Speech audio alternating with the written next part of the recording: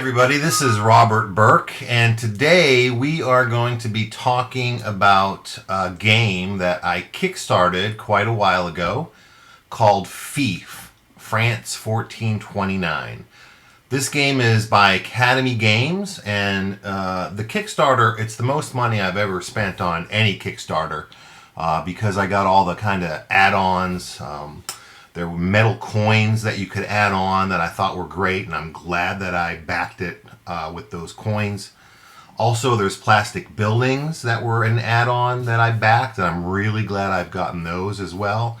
I also backed to get another Academy Games game called 1775 Rebellion, which has great reviews, and I've been wanting to play for some time. So I spent a lot of money on this project, and I've been able to play it now twice. This is the game here, the base game, that I will be talking about with you. It's a pretty big box. And then there is a box with the plastic pieces that I also kickstarted. And then there is an expansion. All the stretch goals were put into this box of expansions, which has 5 different expansions that go with the game. I've not had a chance to play these yet, but I've read through the rules on a couple of them, so I'll just talk about those briefly. But first, the game itself is just, it's beautiful. The components are beautiful. They're high quality. I think the artwork is probably on a scale of 1 to 10, I would give the artwork an 8. I think the map and the board is gorgeous, very well done. I love the muted colors that give it that, period theme.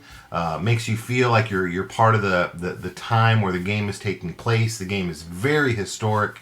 It's very thematic.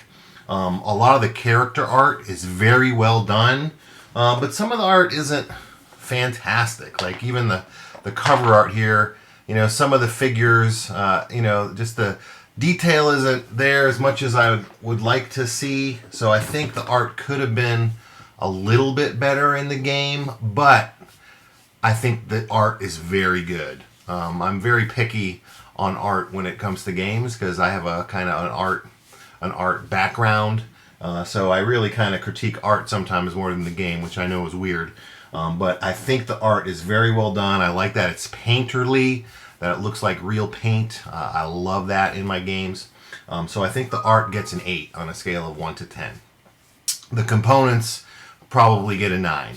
The game comes with all the punch-out chits that you need, but these upgrades that you can get, the game comes with money, punch board as well, but you can upgrade to these plastic buildings, which are fantastic. It really brings the board alive when you see these buildings on the map. And I want to show you one here of a windmill. Here is a windmill, if you can see that there. See, so and they're pretty strong. These windmills, I'm a little bit nervous about those. A storage solution like this will be difficult. The box that the plastic pieces came in is a bit cheap, for lack of a better word. It's a thin box. Same thing with the expansion. The base game box, though, is a good quality box. But these expansive pieces, I don't know if they ran out of money or what, but those boxes are thinner. So I probably want to find a better storage solution for those. I was talking to a friend, maybe Plano boxes might be good. Or maybe, hopefully, Robert Searing at Insert Here will do an insert for this game to include all the expansions and the buildings and the metal coins. That would be fantastic, and that's probably something I would buy for sure. So about the game itself, Fief it's a big game. It is an area control game.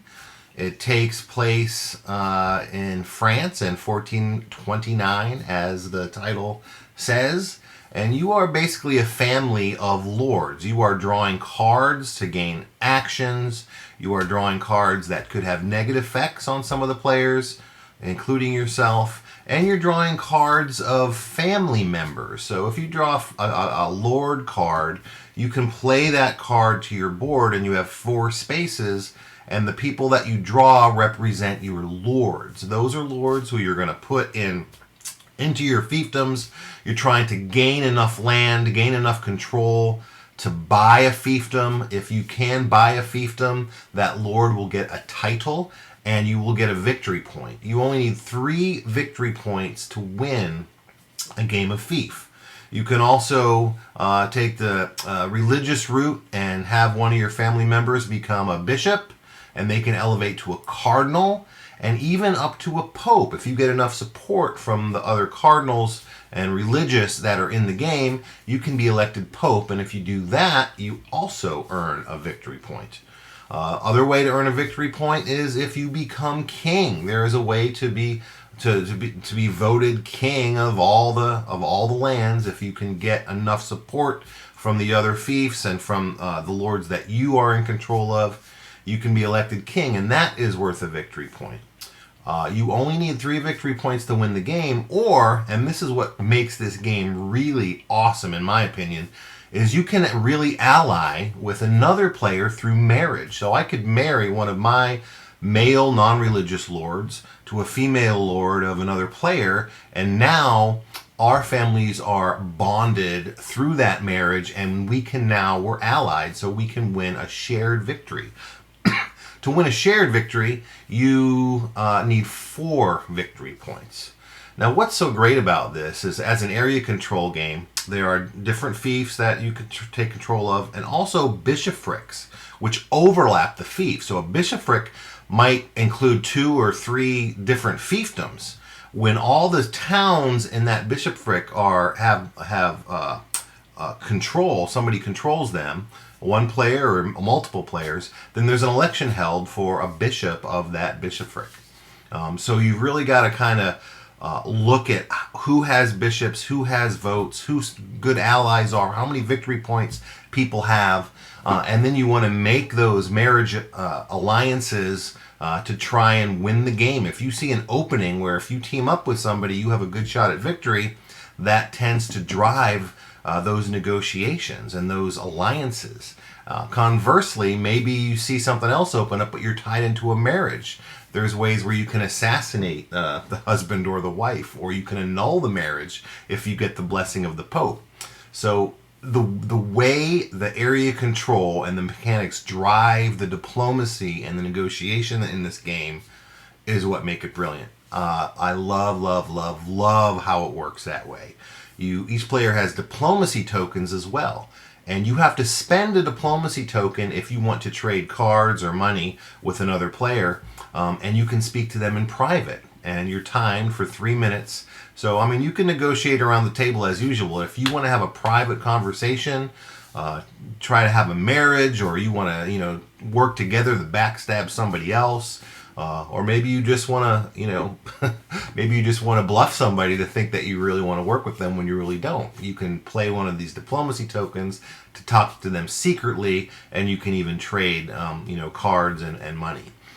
So that is a very, very cool mechanic. I think that is at the foundation of why I love this game so much, because I love that diplomacy and negotiation element in games. If you don't like negotiation, or you don't like diplomacy in games, maybe you're not so outgoing, maybe you don't want to communicate that way when you play games, maybe you're more purely about strategy and planning out your moves and not having to depend on alliances and that kind of stuff, then this is a game that's probably not for you. If you like negotiation and diplomacy, though, you've got to try this game. It is really fantastic in that regard. Now, I will say that some people will have trouble with some of the random elements in this game. I actually did too. I love random elements, but they clearly went for a very thematic, historic. Whoever designed this game, and Academy Games, you got to give them credit. They're known for their historic themes, right? And they really do stay true to the history here. So what that means is some of the random elements that really could have happened in 1492, like the plague, right, or a famine, or stuff like that, can happen to you in this game too, and it could be beyond your control. So if you don't like random elements like that impacting your strategies, then you're not going to like it. There's things in here that you're going to really hate. However, if you enjoy a game that creates a story, that gives you a real sense of theme, that you're really taking part in history, then you're going to love this game. I loved it.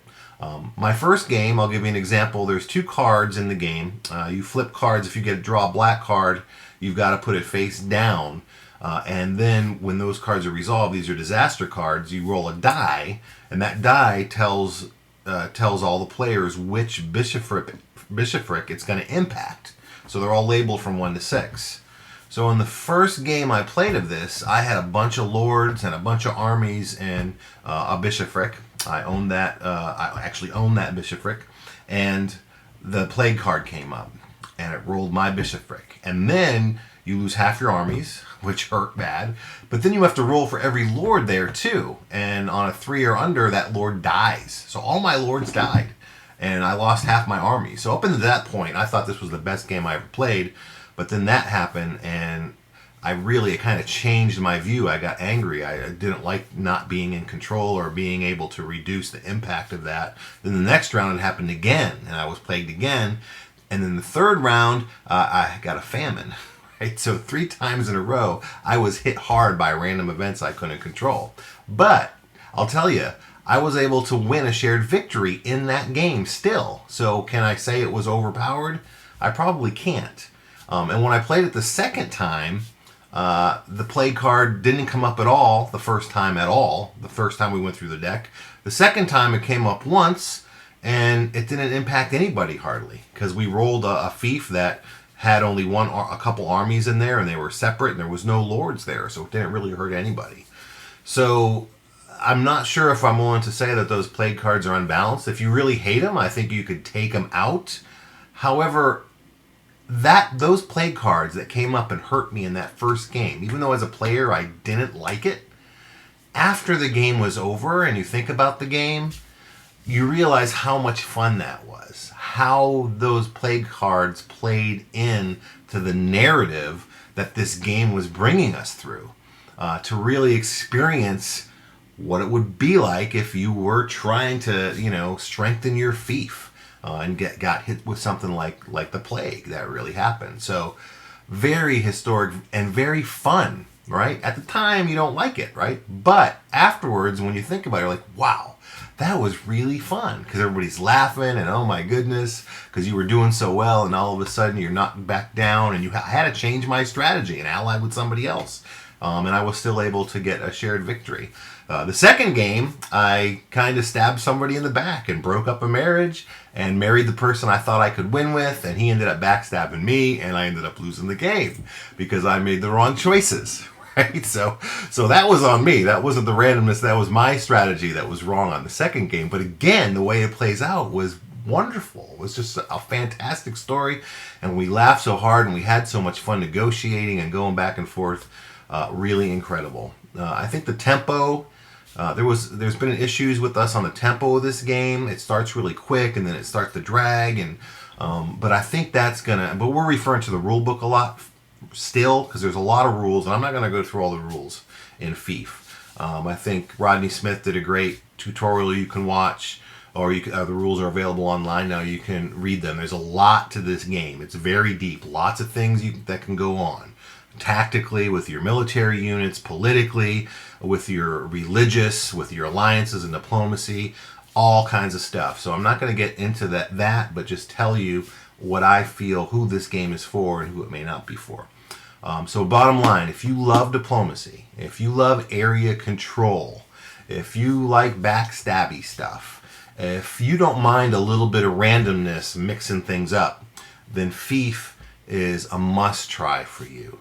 If you are a gamer who cannot stand randomness, then this is a game that is not for you. All right. But like in any card game or dice game, there's randomness involved. And for me, that can really add a lot of fun into a game when something happens that's unexpected. And I think Fief does it very well. Even though I had a bad experience the first time, I wouldn't want to change it. So I think the designer and Academy Games made a great decision to keep the game the way it is and include those random events. They could have taken it out and made it a lot more strategic, and it is very strategic, by the way. But they could have made it a lot more pure strategy, and it would have pleased one section a lot more of the gaming community. But I'm glad they stuck to their guns and kept it historic and kept it fun. I would definitely recommend the buildings. I think they're available for purchase. It just makes the board much easier to see what's going on than using the tokens, and it just looks fantastic. The metal coins are beautiful. They're incredible. I would recommend those as well. They just feel great, and you hate to spend them because they feel so good, but you will be spending them. You're going to need to spend your money in this game. So as we usually do, let's look at some of the ratings that people have given Fief on Board Game Geek, and look at some of the high ones and some of the low ones and talk about that. All right, so here's a rating from Jeffrey that gave it a 9. He simply says, "He who controls the land controls all." That's a good statement. Area control is very important here, but diplomacy is equally important. Wayne says, "A combination of divine right and diplomacy. A great combination it is." I agree. The way this game balances the religious mechanics, the tactical things, the diplomacy and negotiation, and the forward thinking you have to do is just fantastic. On the bad side, let's see some people who rated it low. Carissa rated a 1.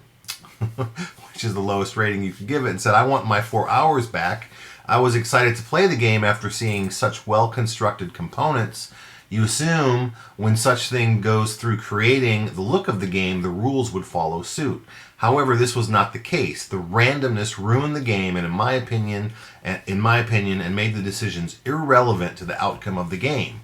This amount of randomness is not acceptable in a game that lasts this long." Okay, so Andreas says, "I knew I wouldn't like this game due to the amount of luck involved, but I had to play it with a couple of friends.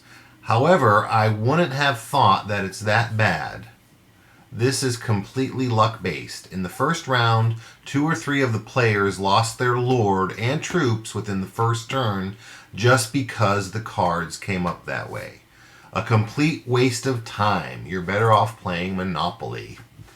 So I kind of mentioned this earlier about those play cards, but again, and this kind of speaks if this game is right for you or not. If you can't stand random things, then the game is not for you. And I understand that there are people who don't like randomness in games. Personally, I think that's silly, right? Because this is a game that is going to immerse you into the theme. It's a very thematic game, and that's good. If I drew a plague card and I lost a gold, that's not really thematic, right? So when that plague card does hit you, you feel like you were hit by the plague. It's really bad. Now, with that being said, there are ways to mitigate things like that, even the plague. Like, for example, I could spread my troops out so I don't have them all stacked up and lose half of them. I can have my lords spread out in different fiefs so I'm not risking every single one of them by having all my eggs in one basket. One of the expansions as well gives you a way to gain immunity to the plague, I think, if it's the Templars or one of those expansions where you can build buildings that will give you immunity to the plague. So there are things you can do to mitigate your risk. There are strategies you can employ to prepare for that possibility. But by not having that possibility, it's not really staying true to the historic theme of the game. And again, I think the designer and the publisher made great decisions to opt on the side of history and theme rather than making this game fit into a kind of perfectly strategic, spreadsheety kind of game. It's not. This game immerses you as the head of a family in France in 1492, and you are trying to work with other players who represent other families to build your fiefs, to gain income, to gain wealth, so you can build your armies, defend yourself, take land, and become the most powerful in France in that time period. and the game does that beautifully. So if that sounds interesting to you, if you like historically themed games, if you like area control games, especially if you like diplomacy and negotiation, this is something you have to try. Again, if you're kind of like Andreas and think randomness is the worst thing ever, then maybe this isn't the game for you. But I would definitely, if you lean on the side of diplomacy, like I mentioned, then you should definitely give this game a try, and I bet you might buy it. It's a fantastic game. It's going to stay in my collection forever, I believe, and I think this might be the game I play more than any other game this year. When to play Fief? You want to play this with people who enjoy what I've talked about, with other people who really get into negotiation, people who appreciate history and theme, people who like diplomacy, people, those gamers that can enjoy a good backstab. Those kind of gamers are really going to enjoy this. So any game is going to be better with the right group, and I think that's the kind of group you want to play this with. You also need to make sure you have time set aside. This game can be a long game. I think our first game maybe took 4 hours. I think it's going to come down. The second game I think was quicker. I think we could probably get this down to 3 or 4 hours maybe, depending on the number of players, of course, but playing with the full complement of 5. So you want to set some time aside for this game, so that's very important. So if you don't like long games, or maybe you don't have the time to play a game that's that long, or maybe you don't have the enough people. I mean, this does play with 3 to 6 people. So I haven't played it with 3. I played it with 4, and it was great. But if you are a gamer who plays 2-player games exclusively, then this isn't for you either. So if you have a group, 3 to 6 people, that enjoys diplomacy and area control, that loves history, then this is a no-brainer. If you don't have a group, so 3 to 6 players is hard for you, if you don't have time to play a longer game, or if you really despise any kind of randomness, then this is a game to avoid. I hope this review of Fief has helped you, and if I see you at a convention and this is available, let's play it. I'd love to play with you. Again, my name is Robert Burke, and thanks for watching. Bye.